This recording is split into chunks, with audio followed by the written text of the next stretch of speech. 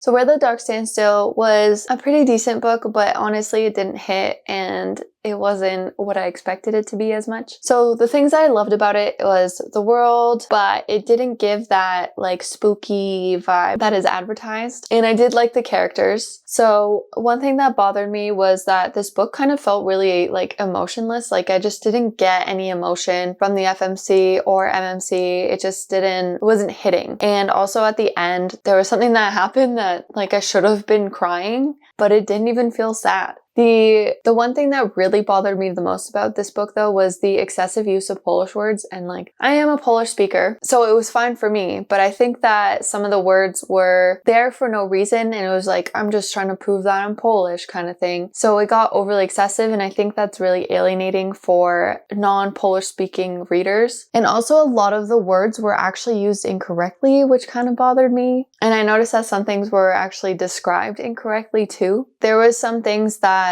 could have just been in English, like it didn't make sense that it was in Polish. One thing that also really bothered me, so the magic users in the book are called czarowniks, but now this means a male sorcerer. But in the book, there's female ones, but there's a different word for that. Like this is specifically for male sorcerers, this word. And the FMC in the book is a czarownik. So it kind of bothered me. This was one of the incorrect uses, but also just random words. For example, there was chicken soup in the book. They could have just said soup, but instead she wrote in Polish. And same with a specific outfit that the FMC was putting on. They called it strój, but it's like a costume. They could have just said that in English. I feel as though the use of Polish in this book was a bit excessive and didn't really quite have the place for it. It could have just been in English. So yeah, I was a little disappointed. But yeah, also a lot of things that happened. Some things felt a little bit more urgent than others, but it just didn't hit the way I wanted it to, and I'm really sad.